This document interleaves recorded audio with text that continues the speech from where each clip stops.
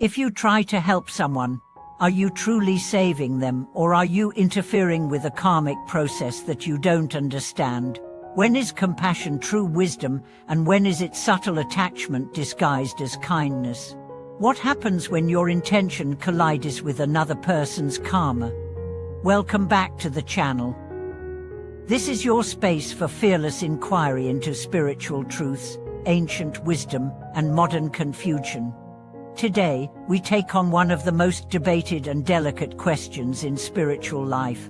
When you step in to help someone, are you doing the right thing? Or are you unintentionally inserting yourself into their karmic journey and causing more harm than good? We've all been there. A friend is making a mistake.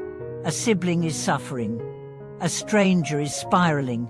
You feel the urge to intervene, to say something, to save them. Sometimes it works. Sometimes it backfires. So how do we know? How do we navigate the razor's edge between compassion and interference? To begin, let's clarify one core principle. Karma is not fate, but a system of causes and effects. Every action, thought, and intention sets a ripple in motion. Some ripples are gentle, others are tidal waves. Each person's life is a web of karma stretching across lifetimes. When you step into someone's situation, you're stepping into that web. And unless you do so with clarity, humility, and deep insight, you may entangle both of you. That's why in Buddhism, skillful means are emphasized as much as pure intention. It's not enough to mean well. You must act wisely. Let's go deeper. There's a classic Zen story about a monk who found a scorpion drowning in a river. He reached out to save it and got stung.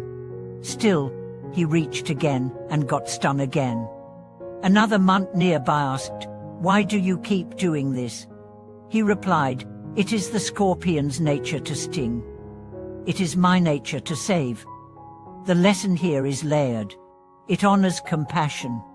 But it also raises a question: at what point does your effort become ego? Are you saving because you see the truth? Or because you need to be the savior? That distinction is everything. Because real compassion doesn't come from the need to fix. It comes from the willingness to witness, to hold space, to offer, not impose, to respect timing, not force solutions. Let's bring this into a real-life scenario. A woman sees her adult son entering a toxic relationship. She warns him. He pushes back. She insists. He withdraws. She threatens. He rebels. In her mind, she's saving him. But underneath, there's attachment, fear, and control. Her words don't help. They deepen his entrapment. Why? Because her intervention lacked inner clarity. She was trying to erase his karma, not support his growth. We must understand sometimes people need to fall, not because we want them to suffer, but because suffering is their teacher. Just as a child needs to touch fire to understand heat, a soul may need to break before it awakens. This does not mean we abandon them. It means we become skillful. We stop forcing rescue. We start offering refuge. A place of silence, of reflection, of presence. That's often what truly saves someone. Not advice, not control, but love without condition. Presence without agenda. Stillness that mirrors truth. Let's return to the deeper spiritual principle. When you intervene in someone's karmic path, you are not just acting on them. You are also creating karma for yourself. If you act from fear, control, or pride, you inherit the consequences. If you act from true compassion, free of ego, you align with Dharma. So how do we know the difference? The Buddha offered a guide. He said, before speaking, ask, is it true? Is it necessary? Is it kind? To this, we can add, is it timely? Is it invited? Is it from love, not fear?